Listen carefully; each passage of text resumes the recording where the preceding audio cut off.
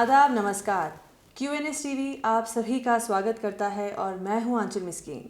दोस्तों, आज हम फिर एक बार आप सभी के सामने एक और मेहमान को लेकर हाजिर हुए हैं।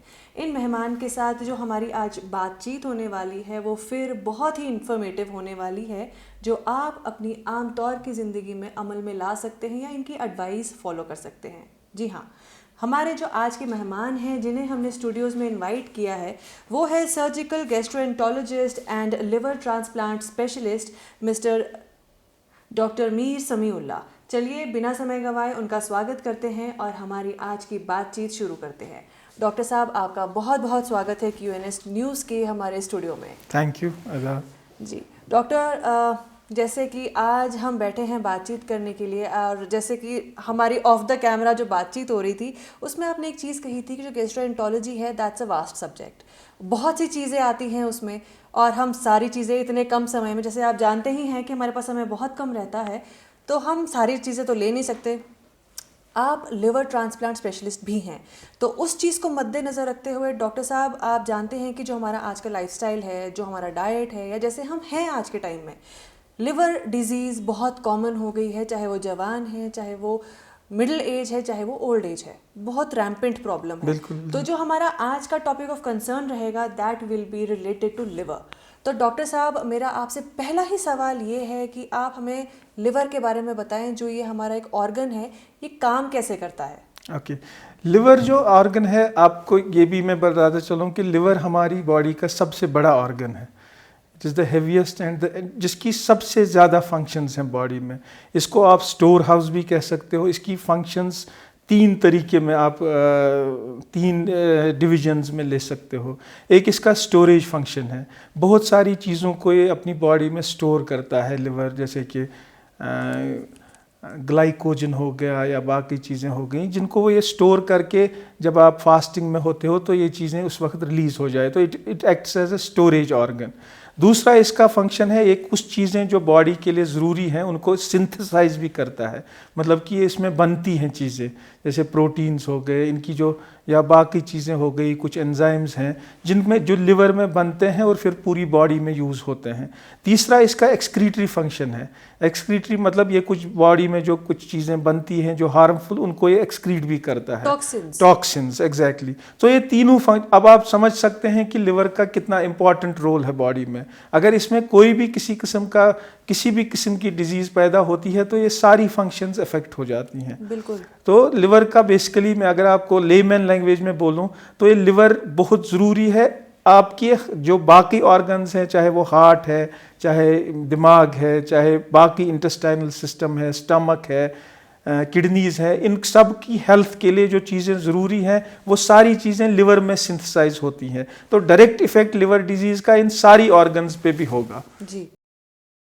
अब सर्जरीज के लिए बाहर जाने की जरूरत नहीं, क्योंकि वादी का पहला सुपर स्पेशलिटी हॉस्पिटल मेडिकेयर काकसराय चौक श्रीनगर में शुरू हुआ है, जिसको मुल्क के कुछ नामवर हॉस्पिटल्स के साथ कंपेयर किया जा सकता है। मेडिकेयर हॉस्पिटल में सारे ऑपरेशन थिएटर्स में इक्विपमेंट्स और मॉड्यूल्स 100% जर्मनी इंपोर्टेड है। यहाँ 7 bed, life saving equipments, imported semen ventilators के साथ साथ बच्चों के वेंटिलेटर्स की सहूलत भी दस्तयाब है। हर वार्ड, खासकर पेशेंट रूम में ऑक्सीजन सप्लाई बेड के साथ ही लगी है। ऑपरेशन थिएटर और ICU में laminar flow air condition system के साथ मौजूद है। इसके अलावा PET scan, nuclear gamma camera, 3 Tesla MRI, lab facility के अलावा क्वालिटी मेडिसिन फार्मेसी काउंटर पर दस्तयाब है। खासकर कार पार्किंग भी मौजूद है। तो याद रखें, मेडिकेयर सुपर स्पेशलिटी हॉस्पिटल, काकसराय चौक श्रीनगर, नजदीक SMHS हॉस्पिटल।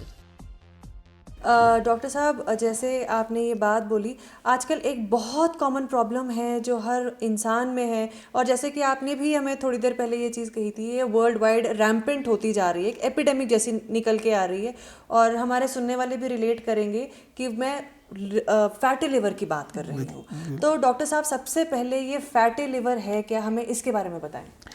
फैटी, जैसे आपने अभी बोला, ये एपिडेमिक है आजकल। एपिडेमिक इसलिए है कि पहले जो लिवर डिजीज़ होती थी फैटी लिवर की जैसी, जिनको हम कहते थे कि जिससे सिरहोसिस होता था, उसका बेसिक रीज़न अक्सर या तो कुछ इन्फेक्शंस होते थे, जैसे हेपेटाइटिस बी था, सी था, और अल्कोहल होता था। ये दो मेन चीज़ें होती थी जो लिवर को डिजीज़ करती थी या अल्टीमेटली सिरोसिस।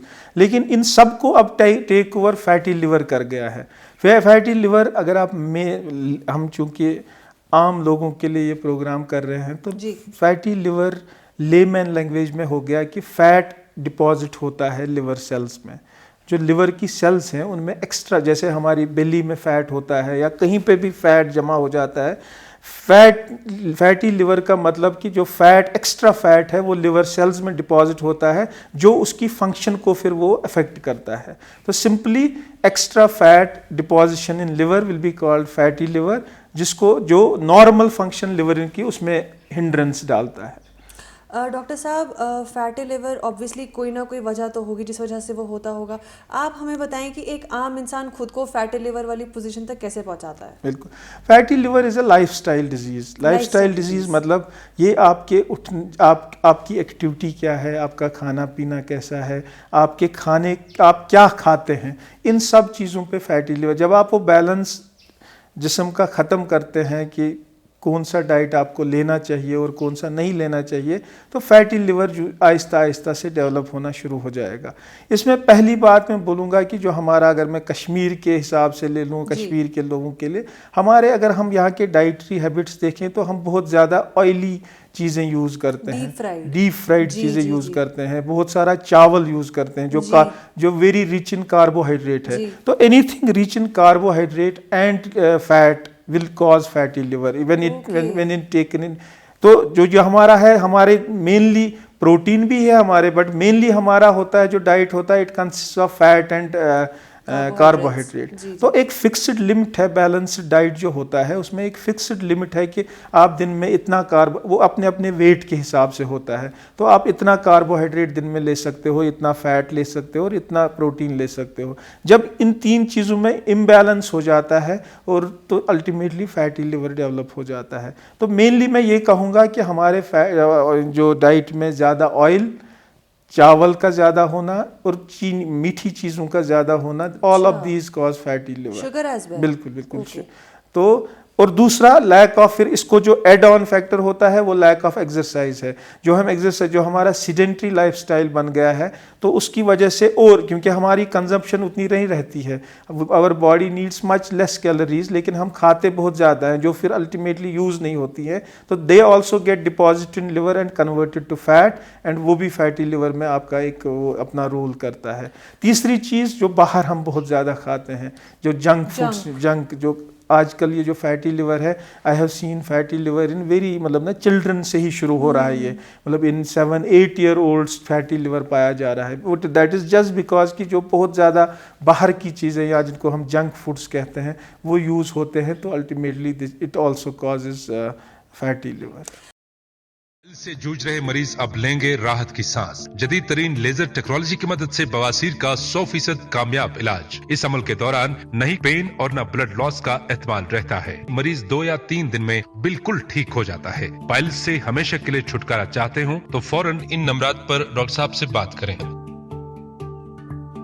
जैसे आपने राइस की बात की, राइस और कश्मीरियों का कहते हैं ना, ये चोली दामन का साथ है, ये नहीं छूटेगा। बटस गैस या कशरस गैस बात आसन ज़रूरी। बट डॉक्टर साहब, अब हम ये चीज़ मेक श्योर कैसे करें, इंश्योर कैसे करें कि जो चावलों की क्वांटिटी है हम कितनी खाएं?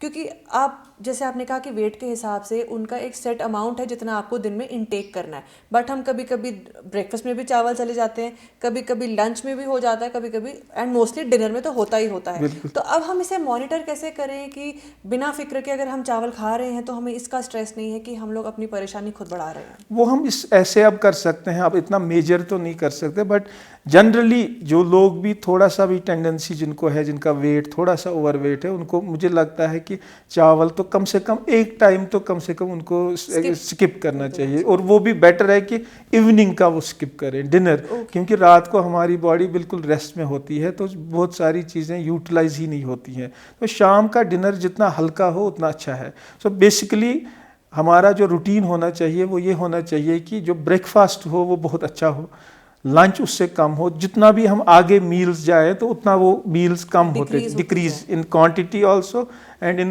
मतलब amount also it should decrease.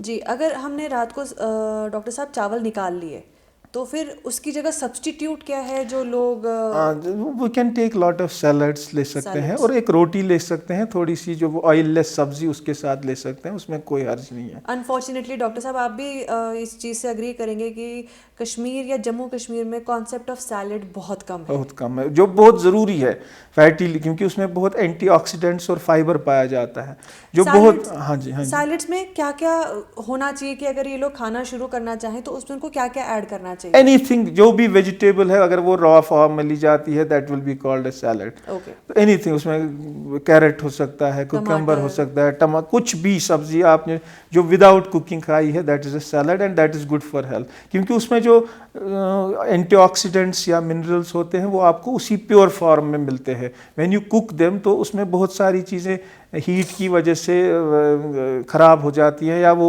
उतनी इफ़ेक्टिव फिर नहीं रहती है। तो जब आप उनको रॉ फॉर्म में लेते हो तो इट ऑटोमेटिक वो आपको बड़ा प्योर फॉर्म में मिलते हैं।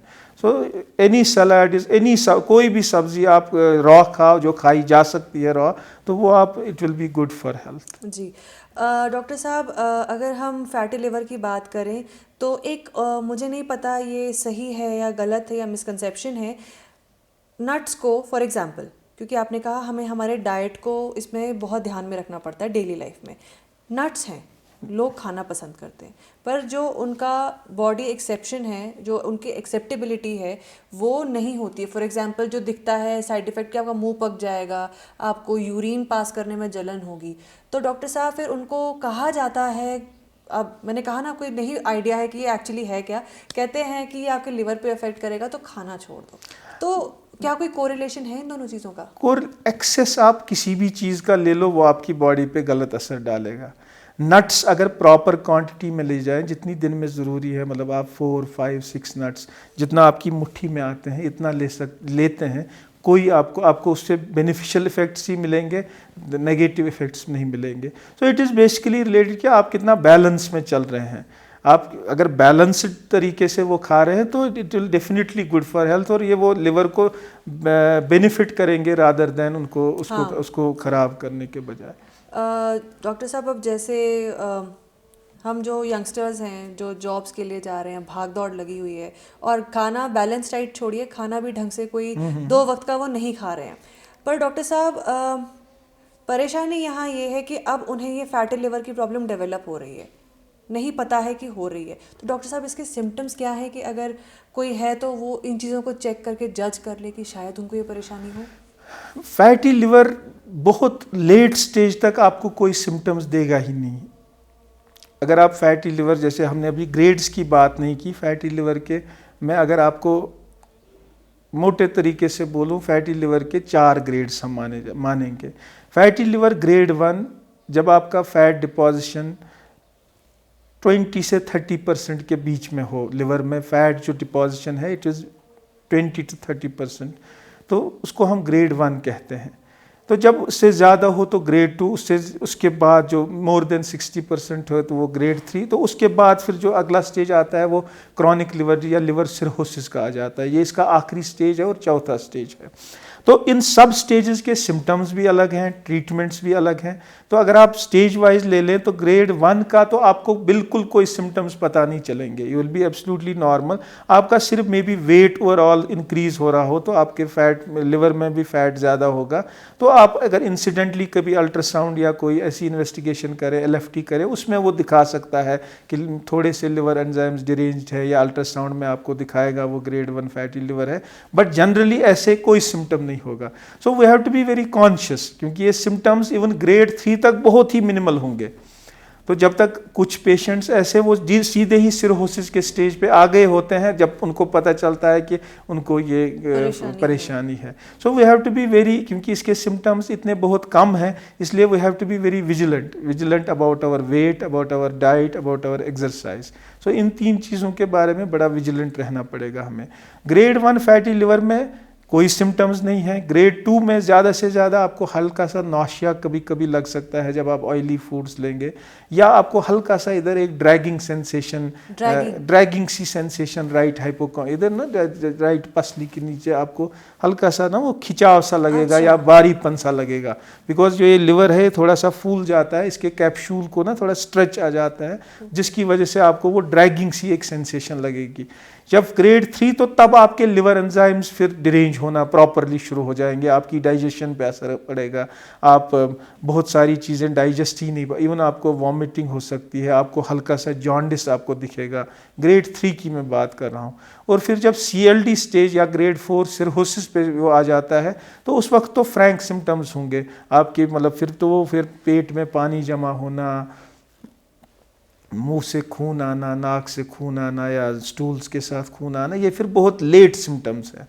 तो इसका मेरा मतलब है कि बट वी शुड बी, ये एक प्रिवेंटेबल डिजीज़ है, so we should be able to diagnose it at grade 1 और ग्रेड 2 ओनली, ताकि इसका उस वक्त प्रॉपर ट्रीटमेंट कैसे करके रिवर्स हो सकता है। जब ये CLD स्टेज या सिरहोसिस स्टेज पे पहुंचता है तो ये इरिवर्सिबल बन जाता है, उस वक्त फिर इसको रिवर्स करना बहुत मुश्किल या नामुमकिन हो जाता है। फिर उसमें फिर वही एक लिवर ट्रांसप्लांट की ही गुंजाइश रहती है ट्रीटमेंट के लिए, which is a very cumbersome और एक बहुत बड़ा प्रोसीजर है वो। So we have to be, it's a preventable disease, so prevention is better than cure in this fatty liver also. It applies to all lifestyle diseases, इसमें ज़्यादा ये apply करता है। दोस्तों, अगर आप किसी भी तरह की दर्द जैसे माइग्रेन, लोअर बैक एक, नेक एंड अपर बैक एक, कैंसर और उसकी ट्रीटमेंट से जुड़े दर्द, न्यूरोपैथिक पेन, मायोफेशियल पेन्स, शाटिका, माइग्रेन जैसे दर्दों से परेशान हैं, तो उसके इलाज के लिए और इंट्रामस्कुलर स्टिमुलेशन यानी IMS, चाइनीज एक्यूपंक्चर जैसे मॉडर्न टेक्निक्स का फायदा के लिए आप मिल सकते हैं डॉक्टर मोहम्मद यूसुफ से, जो हैं consultant palliative physician, senior acupuncturist, awareness ambassador NPAC USA, member of Indian society for study of pain और member of association of palliative care. तो डॉक्टर साहब से आप अपने दर्द के साथ मिलिए और वापस मुस्कुराते हुए जाइए, और साथ ही पेन किलर्स को कहिए बाय बाय। इसके लिए आप इनसे मिल सकते हैं इस एड्रेस पे। एड्रेस है मेडिकेयर हॉस्पिटल, काकसराय, करण नगर, श्रीनगर, और आप कांटेक्ट कर सकते हैं इन नंबर्स पे। नंबर्स हैं 600666128083 और 600666128084। डॉक्टर साहब, इससे पहले हम ट्रीटमेंट पे आएँ, क्योंकि अलग अलग ग्रेड्स हैं, तो जैसे आपने कहा कि अलग अलग ग्रेड्स की अलग अलग लेवल ऑफ ट्रीटमेंट है।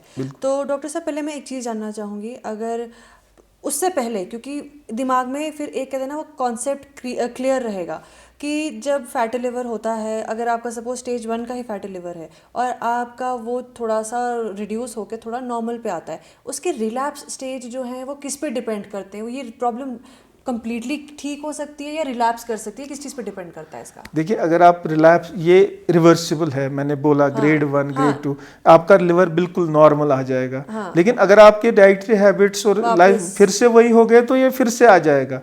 सो it is you have to keep the check, जो आपके डाइट पे है या एक्सरसाइज पे है वो आपको कंटिन्यूस रखना है। So because it is dependent on आपका, आप ये नहीं कह सकते कि मेरा फैटी लिवर अब ठीक हो गया, अब मैं नॉर्मल वही जंक फूड और वगैरह सब कुछ ऑयली खा सकता हूँ। You have to always maintain a balanced diet, ताकि ये कभी रिलैप्स ना हो। छोड़ना नहीं है, पर एक्सेस में भी एक्सेस नहीं खाना है, कोई चीज़ छोड़नी। You can take each and everything but in उस, लेकिन सिर्फ ऑयल का हमारा बहुत, ऑयल और शुगर्स का, कार्बोहाइड्रेट्स का बहुत ज़्यादा क्वांटिटी हम खाते हैं हमारे डाइट में, उसका बहुत ज़्यादा, मतलब मोर देन 60% या 70% भी मैं कहूँ, हमारा जो डाइट है वो कार्बोहाइड्रेट प्लस फैट का होता है, it's a very large quantity, और वो फैटी लिवर और बाकी जो फिर डिजीज़ हैं वो देगा ही देगा। अब आते हैं हम ट्रीटमेंट पे डॉक्टर साहब। अब अगर हम ट्रीटमेंट की स्पेसिफिक बात करें, अगर किसी ने अपना चेकअप कराया, उसका ग्रेड 1 का आता है, तो उसका ट्रीटमेंट प्रोसीजर क्या अपनाया जाता है? ग्रेड 1 में आपको कोई फार्माकोलॉजिकल ट्रीटमेंट नहीं चाहिए। आपको सिर्फ अपने डाइट पे कंट्रोल करना है, जो अभी हमने बोला, excess of salads and fruits and fluids, और प्लस एक किसी भी किस्म की एक्सरसाइज, जिसमें वॉक एक एक्सरसाइज बहुत इनफ हो सकती है। Okay. 1 घंटे का वॉक दिन में बहुत काफ़ी रहेगा उसके लिए। In due course of in may be 2-3 months grade 1 fatty liver will go, ज़्यादा से ज़्यादा up to 6 months। You don't need any kind of medicine for that. कोई भी फार्माकोलॉजिकल थेरेपी लेने की ज़रूरत नहीं है। जब आप ग्रेड 1 से आगे बढ़ते हो तो फिर ड्रग्स का रोल आ जाता है। ग्रेड 2 ग्रेड 3 में फिर आपकी दवाइयों का रोल आ जाता है। दवाइयों में कुछ 2-3 दवाइयाँ हैं जो अभी तक इसके लिए प्रिस्क्राइब्ड हैं, जो हम बड़े वेरिएंट से, कोई जैसे आप अभी बोल रहे थे लिव 52 कोई लेता है, कोई मैं आपसे इस पे भी पूछना चाहूँगी कि लिव 52 ऐसे सजेस्ट करते हैं जैसे कि एक टॉफ़ी है, कैंडी है, आपको लिवर हेल्दी रखना है तो लिव 52 खाइए। तो डॉक्टर साहब ये भी एक एक मिथ है। लिव 52, सॉर्बलिन, इस किस्म की जो दवाइयाँ हैं ये बड़ा, इनका कोई जो जिसको हम कहेंगे एविडेंस बेस्ड नहीं है ये दवाइयाँ।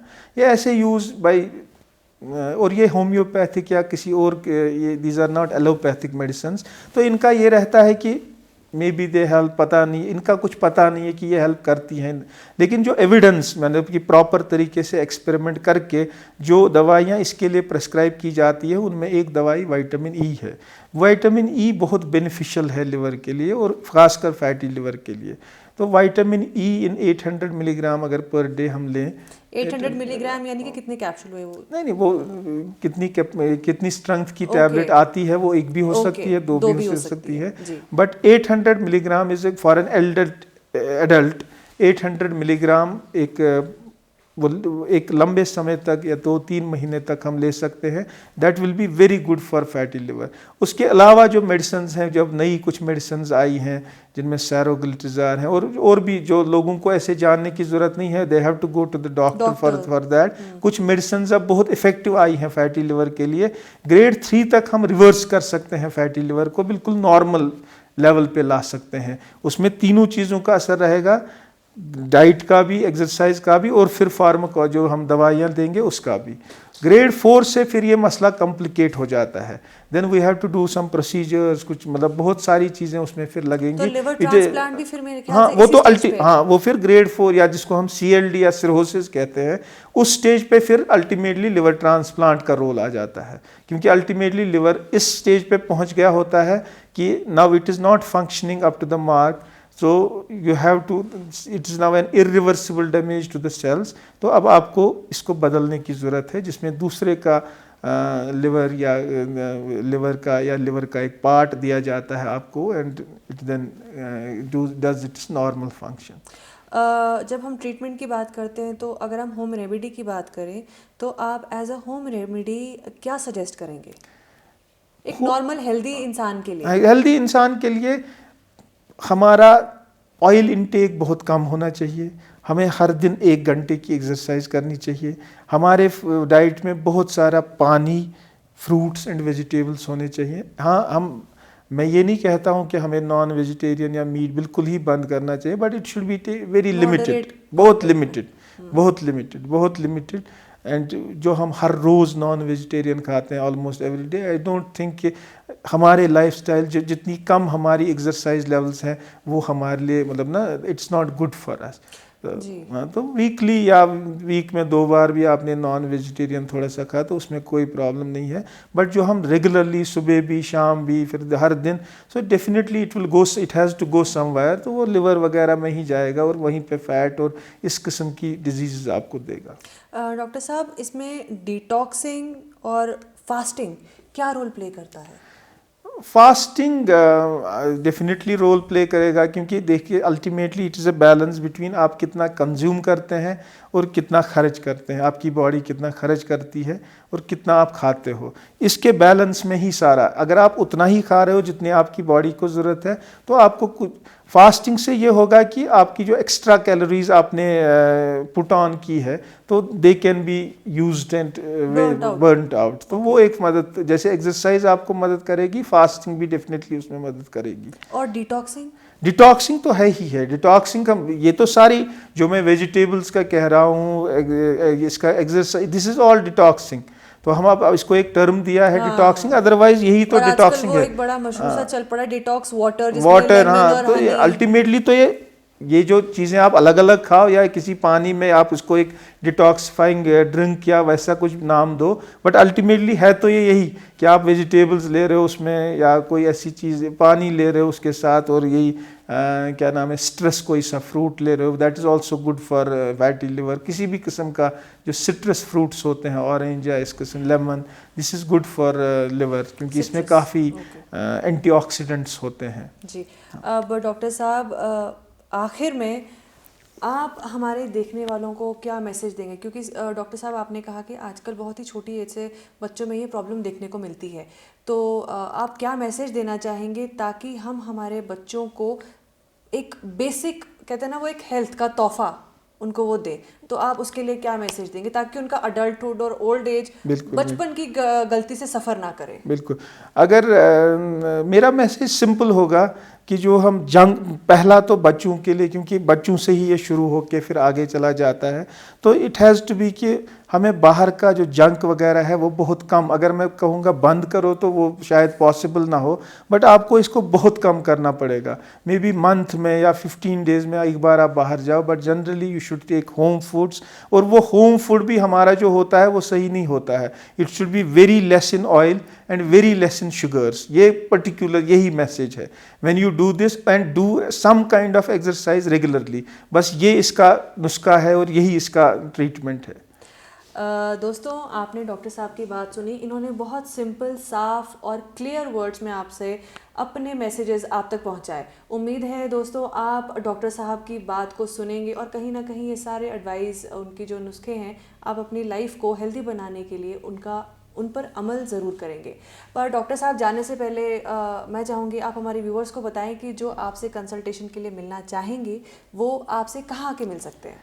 मेरा अपना एक हॉस्पिटल चल रहा है सनत नगर श्रीनगर में, स्टार हॉस्पिटल के नाम से, तो anybody can consult me there. I am almost every day there, so anybody can in working hours, सुबह 10 से 4 बजे तक anybody can consult me there. तो दोस्तों आपने सुना, तो अगर आपको लगता है कि आपकी सेहत में हल्की सी भी गड़बड़ी है तो ज़्यादा देर ना करें और फटाफट से आकर डॉक्टर के पास आकर आप अपने आप को कंसल्टेशन के साथ ठीक करने के राह पर चला सकते हैं।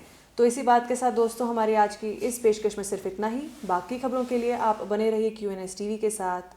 नमस्कार।